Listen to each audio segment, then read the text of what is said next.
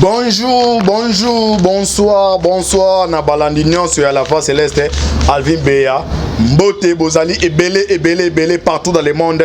Boza Kolanda Biso par la voix internaute. Wana na niveau ya États-Unis na moni. Pasteur César Munganga, Papa Jean-Paul Kalamasi Kanvo Waterloo. Na niveau Europe na moni na Suisse. Mama Konde Chita, la mère des opprimés. Mama Kabasi Charlotte, Maman Dédé Charlotte. Apa Chabora, Cheronto. Asie, Océanie, en Afrique, sans oublier en République démocratique du Congo, Ezali Nekonabino, Ezali Mouanabino, Yanabino, Moïse Maoka Antibal, de tout ça, la décryptage ya masola politique. Na pesimbo teming na cameraman, oh là c'est ma caméra John, Maboke Bende Skazali. Bon prier pour na biso, bon prier pour na République démocratique du Congo. Biso peut trop prier pour na Bendeko Boza Libanda. Thème na biso le autre sur la masole belé, makambo Italia. Loi Oyo Minaku après si na niveau ya Assemblée nationale après son internet to lobela awa si je abiso ezali qui cache les propos de Jeannette Kabila Jeannette ngaloba lobi asali nini wana to limbo la biso na bino awa et puis c'était européen to lobela makameta li partenariat canadien pour la justice internationale PCJ o ba fundi Kabila pour na ba crime de guerre crime contre l'humanité to ko limbo la awa biso na bino souhaiter permettre sans plus tarder to continent premier point Italia ba propos ya Jeannette Kabila biso zoyebi que non azali ndeko ya Joseph Kabila oh lila comme nomade des peuples nomades Kabila za kakatite aza niva GLMT akomi ko na kitambo e moi na ba Congo donner la lingala na ba benga telantela donc akomi ko zanga même esika ya kulala pourquoi pe wana awa to limbola awa to ba d'abord na makambetali ya PCJ eza na collectif moko ya avocat ya Canada bake ko porter Kabila plainte ba énumérer makambo ba porter les plaintes so tali ba bloko ba énumérer wana eza ba même élément oyo mukuna apporter Kabila plainte awa ba bloko bo comprendre be bo komesa to kidila na même moment les États-Unis apesi embargo économique na ba membre ya CPI. Netolo ba awa bureau ya CPI ba CPI ba trésor na bango eza gelé na niveau ya États-Unis. Même moment CPI abi que non azoya awa avant Covid-19. Ah bon comprendre des éléments de to kendela. Bon comprendre ce que to kendela. O eza tibal. Tolo ba to ko loba awa. Bon comprendre élément de to kendela. À même moment délégation CPI salini eza Koya. Na même moment, Jeannette apparaît.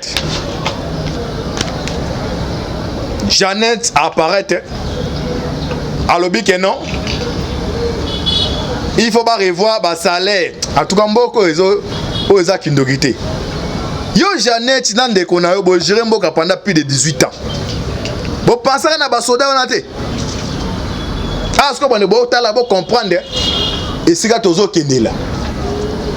Aux antibal, Djama pesque moi, vision moi aigle. Si on l'a eu ma campagne, on va comprendre toujours en retard. J'ai parlé de la présence militaire et américaine à Konagishasa. Bande de tout ce que vous comprendre quand il y a une politique. Que cache les propos de Jeannette Kabila? Namaloba Kabila, Jeannette Aloba Alinga Lobanine.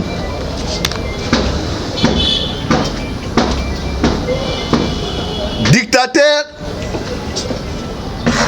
et là quand liboso abangaka izalaka ba militaire armée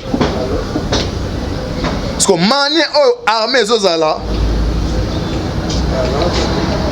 réforme armée au salema Kabila côté na ezako déranger mais si quoi moni mabe ya makasi ezali conditions de vie ya ba soda na ebisa no mettre que non armée ya RDC ezali armée oya ba pire petit et ba pire petit mu confondé baloba ezana jeune moko bazo na âge à 17 ans soit na Tanzanie ben na Rwanda jeune ami sa ye na ye delfe ka imba ye na ye akoli na kati ya FARDC do ye na kati ya Congo na Kinshasa wa ebi que non papa na ye ezali amisi Koko na ezali Kabila mais conditions de vie à 18 ans ezali déplorable. Maintenant avenir Tshisekedi azana posa azanda kwa kitoko à se faire soigner dans l'hôpital malam bana batangu fele. Psychologiquement déjà Tshisekedi azako travailler bon. Alors côté à Kabila parce que Kabila bon mon wana ye posa na ezate yaza la majorité wana eza kwa assurer le remonter. Ce que non ndeka za majorité be na Sénat eza kwa assurer mais ngaza nomade na komi nomade bon te utambola akena kenga tala kula taso babo tu nazo banga nini bino ba mona l'homme le plus fort na le bateau la formule mona l'homme le plus fort si réellement pas azana majorité azana premier ministre na gouvernement azana majorité na Sénat azana majorité na Assemblée nationale. Mais pourquoi quand il quitte à banga toujours à comprendre de basiner ça koya. Alors Jeannette na niveau ya Assemblée nationale azali présidente ya regroupement parallèle président de la commission de la défense nationale et Assemblée nationale, commission de défense et Assemblée nationale, Jeannette Azakuna. Quand vous avez la Jeannette directement, vous voyez c'est Kabila. Parce que la carte de la commission des informations de Tessani et c'est pas ça. Et au moment où Atindi ne connaît à sa déclaration à comprendre.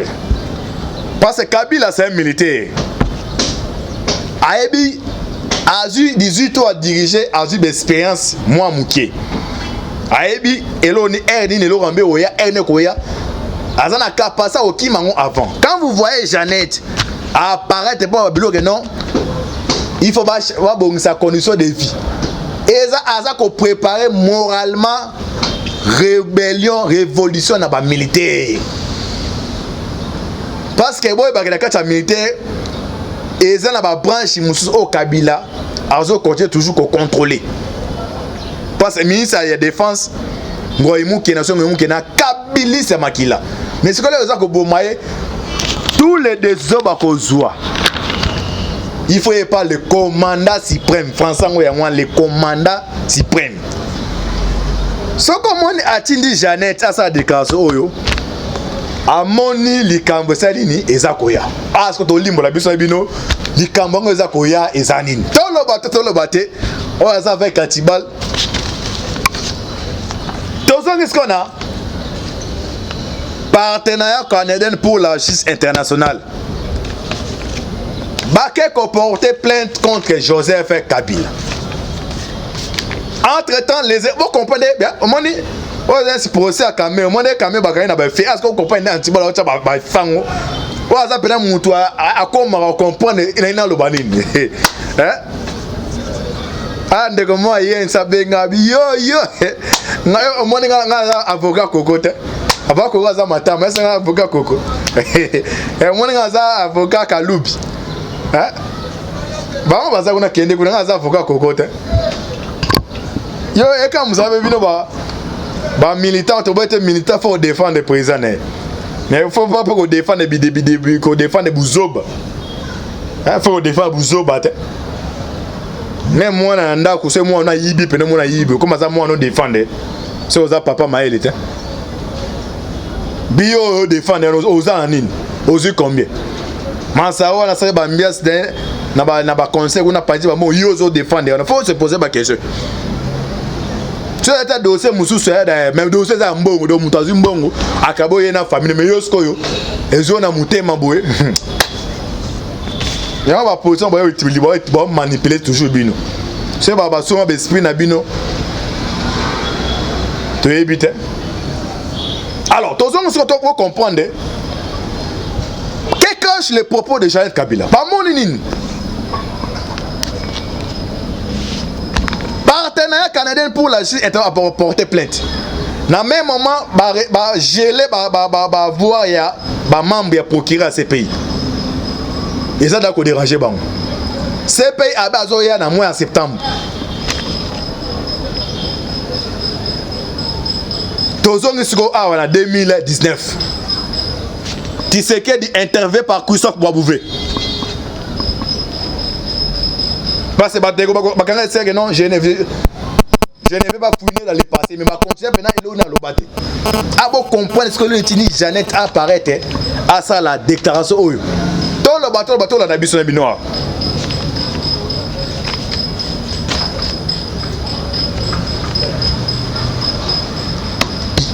Boisbouvé a posé cette question.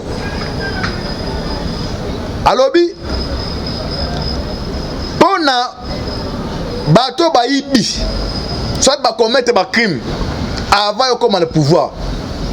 Est-ce qu'on poursuivre bango à landa entre guillemets ndenge Tshisekedi à lobby to limbo la biso to continuer pour comprendre pourquoi Jeannette apparaît à sa déclaration. Qu'est-ce qui se passe?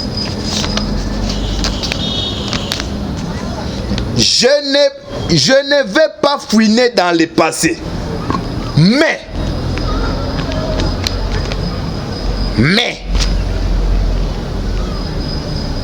Boebi nature ya mais. Je ne vais pas fouiner dans le passé, mais si il y a des instances, par loko moni ba jouer ce belé.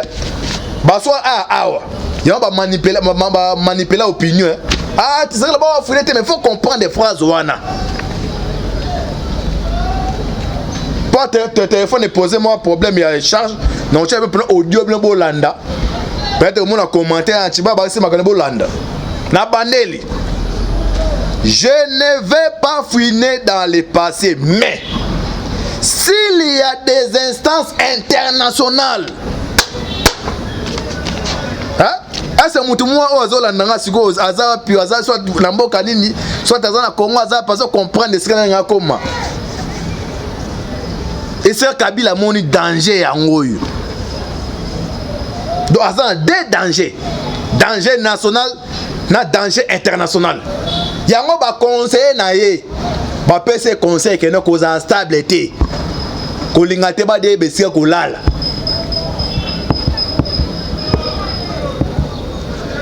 Je ne vais pas fouiner dans le passé, mais s'il y a des instances internationales spécialisées qui relèvent cela, on s'y pâcherait.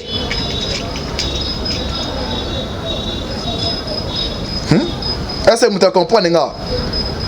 Makambo oyakala nako fulande na ngote. Mais ba instance na linga les aranini ba organe oya likolo nesi ba CPI wana soki ba landela ngo naza na choix côté les mela bango te.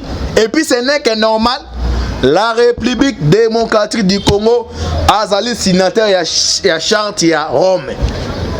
Charte ya Rome ezali likolo en dessus. Ezali likolo ya konso ya mboka na biso. Ndeko moi lobeke non yana ndaki dans le secrétaire général ya ICD ya fayilu na boso na politique pas ndeko na biso Israël abike non awa Kabila ba okanga été non avant Kabila le on a pouvoir c'est vrai que normal ataya qui sur mesure constitution pas balandela été mais constitution a limité le fait d'être ba signataire charte à Rome donc charte à Rome ils a likolo la constitution la biso. Ah bah bon moto non pas l'ongolais faut l'onga 3 kawana c'est pas ma mentalité dès qu'à lancer le mandat d'arrêt international les balance un mandat d'arrêt international batou naka avis à ministère de la justice batou naka avis à président sénat batou naka avis à président assemblée nationale mutu oya ko payer autorisation na justice internationale ba ya awa. C'est le commandant français on le procureur quoi.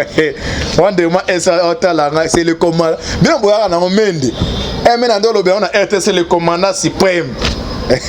C'est le commandant suprême. Alors Nikoleza koya plan ni oyo esalemi. Ce pays a koya aw.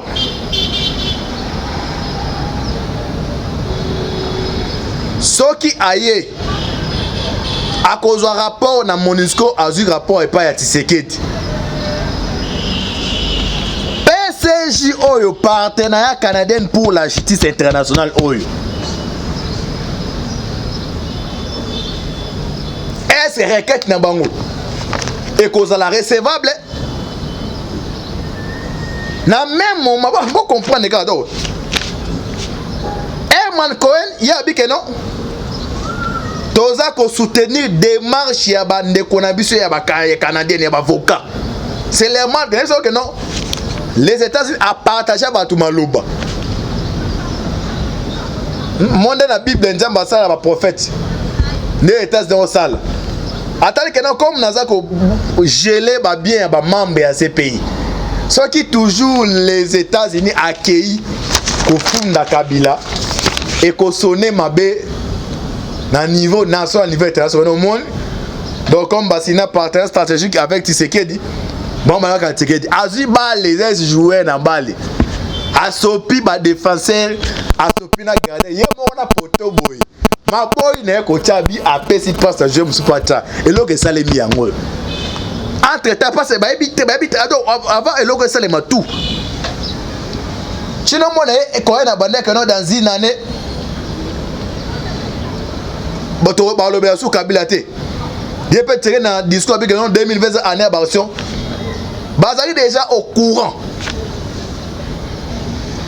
Tshisekedi azayati Kabila est na pouvoir ba ko mongolais be bano comprendre ndenge no lenge na été et belé ba minimiser qui est na ko minimiser ya pas côté la faiblesse mino encore besoin yuma il est sorti même victorieux et ça le mot Tshisekedi là il parle avec des paraboles yo taranda azaki na caméra vraiment na ndime que non aro autorisé telo caméra 20 ans na vie à police ça ba né belé 20 ans ben ba ko 10 ans pas menacé pour monde commence 20 ans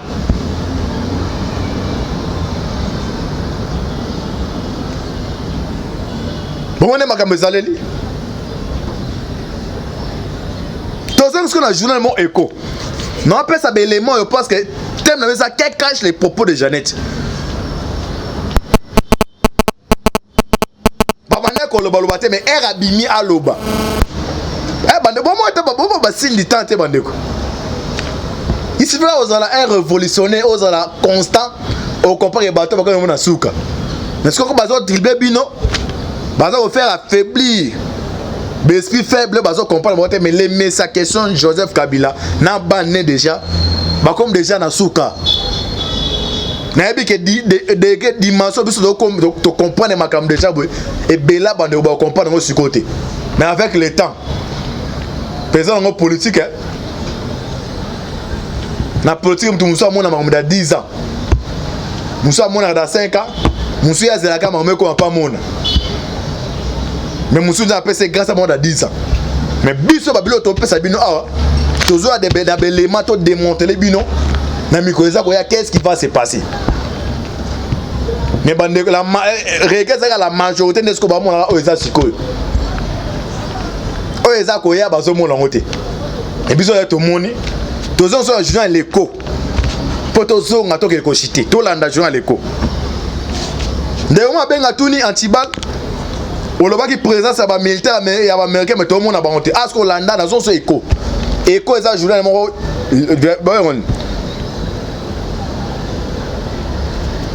eza journal mo penda wa sérieux eza basé à niveau Belgique bokende betata écho journal écho oko total ba bani na ba bimisi autant les siga bazo pour la présence militaire américaine à niveau ya RDC ne o comprendre ce que makambu ezaleli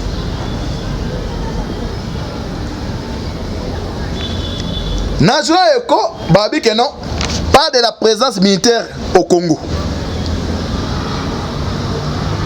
tozongi sikoyo na toujours na 2019 nazo zongi sene ba ne bo comprendre to kineto et donc azo comprendre ngai antiba dans la bataille tozongi sikoyo après tozonga de ça Jeannette pas to chité tu étais au pote le bédé mina tu étais prêté Nicolas Tolobe ya Minaku.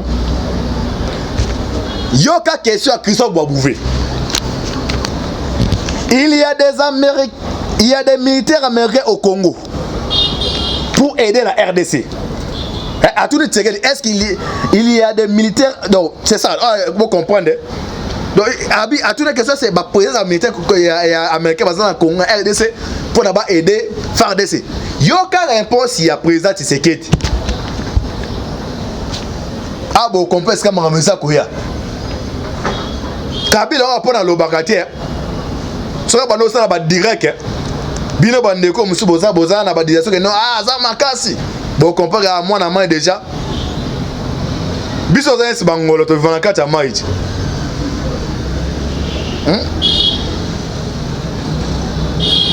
Na répéter biso za bangolo to vivant kati ya mai. Na kati ya mai to za na bangando. Da dia belé. Mais so moni biso bangolo oyo to moto zo no ngando na mai ya kufi. Yo muto za mukili ko tshaka tembete. Peyo za na kati ya mai te na mukili. Mais biso ngaya ntibali naza ngolo na bimino ebisa obino bakonga bola na siko ke non. C'est mes ba groupe bato ba komi na suka. Na ebini na zwa ko loba. Mais baza makasi na communication. C'est ça et logo comme ça ma communication. Compé monde des basé mi na communication. Et on va ne que bazo comprendre bon terme comme ça Kabila za makasi. Je vous dis que ces gens là ba comme déjà na suka. Nicolas Koya Borobengaka. Tebisa na ebisa no mamba kamere ba oka kamera oza condamné ba no bacha magabe obenga biso fait ça fait ata ya koke za la raté. Mais kota teme batali boso. Tozo na question oyo. Je vais tourner est-ce qu'il y a des présences militaires américains en RDC? Il y aura réponse à checker dia. Ce n'est pas une question à laquelle je pourrais répondre. Mais ce qui est vrai, j'ai le soutien des États-Unis pour lutter contre le terrorisme. Na répété réponse oyo. Batounie question et pas Christophe Boisbouvé. On a en 2019 azaki na niveau ya Lubumbashi. Ah on comprend est-ce que angle maso zo betama. Alors à répondre boy, ce n'est pas une question à laquelle je pourrais répondre. Mais ce qui est vrai, j'ai le soutien des États-Unis pour lutter contre le terrorisme. Yosko tuna me abi terrorisme abi Kabila c'est ça ah ngaya chibalo yo mo tuna me chiba abi terrorisme on a utelu wapi ba jama lwande baya nana kopé bon c'est Kabila jamais parce que non j'ai le soutien des États-Unis pour lutter contre jamais contre le terrorisme. Il y a Aza Vena et Akouti régime à 18 ans. N'est-ce pas que supermarché comme dans City Market. Ils ont un niveau sur la bonne marché dans la ville. Ils ont un supermarché à Esbola. De York et Nakuna au Salaba Biloko. Il y a beaucoup de morts dans blanche terrorisme. Terroriste. Baba Kebela aux à Potoguna. Pardon, à Potoguna, ils ont un Kishasa. Je me suis dit ça la pasteur mon corps. Et c'est pasteur, c'est né besoin l'église de réveil wana. Bon ça la organisation morote que non. Bon que ba ki na bino moko. Au lieu que nous verser ba $100,000 na ba ki mo zo financer blanchiment d'argent ba terroriste. Mais pas ça la compagnie raté. Ma compagnie c'est dans salaïté. C'est ça, il y a un poussé na Kabila. Et d'abord comme instable. Azola ni na Kirakati ni na Niva Jelem et mon Lukanini Kitambo. Mais le que ça lié atinda ndekona ba makambo oyo amoni oyo ezakoya.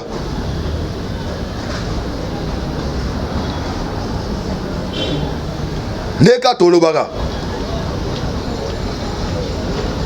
Quand tu regardes, qu'est-ce que tu vois?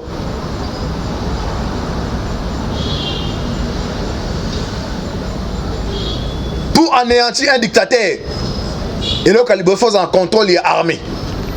Kabila comprend que non, voit Oyo, régime ozo qui est pour la militaire, Même na ba Rwanda baza na FARDC ba lâcher. Même les Rwandais. Et au moins la situation a vinaï ba lâcher. À la fois na luka voix au permettre na banda ko déstabiliser bango. À lutter à bout de toutes les façons de connaître azana commission oya défense et assemblée nationale. O bazana ba dané ça faut moni bobo découvrir ba genre ba jouer ça on a ba soit disant opposé. Azo yembele joie les anniversaires yé pena zaine de foler les kaki. Aso bango nyonso kuna. Mais Mikoleza Koya, il y a des bois à manger. Congo et zo qu'elle a la délivrance. Mais bah faire bah prier na biso na bino. To koye besika to suka na bato yo.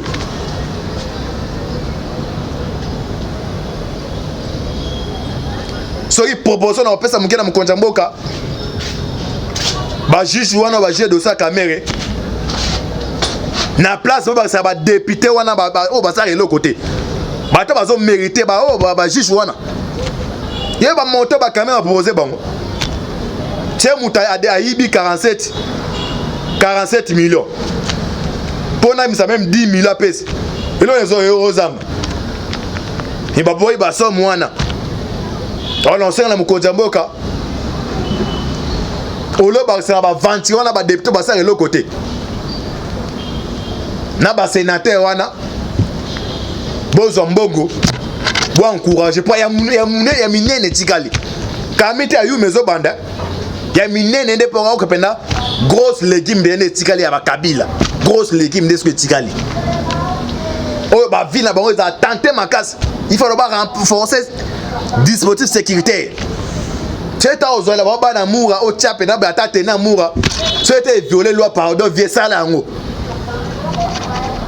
Alors bana moura o ateni wa o kala tete ni o ba kana sik ba tangola penda boy et puis des messages pe bande ko bazo ba ozo mona minaku avec ko proposer loi o ko diminuer pouvoir ya ba juge ba comprendre et moi non fa na to na bande ko ba mona kabila puissant. Est-ce que basilito biso bango biso za na biso biso za na mais comment ça fait que bino bo comprendre que basilita te bino tout na panda kala balwa na tout concernant nyonso ezatu régime ya Kabila mais pour ka ngonga oyo ces gens là ba el champ ba komi kozala agité il faut pas se poser la question pour ka la ngonga oyo ba to bon kozala agité ba comprendre bino de ba no bola na biso no bo comprendre mais ba ngo da ba comprendre non hier un danger un ça ne pas besoin il faut to luka mo sanini yako kimele yango message on peut ça pour to comme na suka na ba de bola na biso to longola tribalisme oza mungala oza muluba oza muswahili oza mutabandu so mumbala so nini. Ce qui nous unit c'est la République démocratique du Congo. Ce qui nous divise est le tribalisme.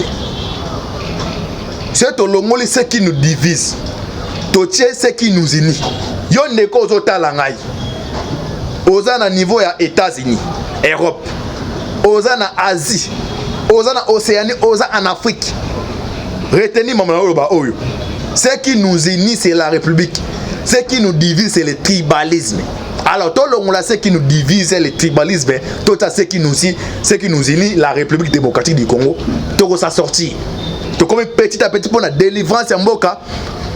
Distraction au Koya makasi. Les seules distractions au Bakoya nango eza tribalisme. Ah non comme oza na pouvoir za muluba au Bakoya za muswali. OK ça ba faux débat.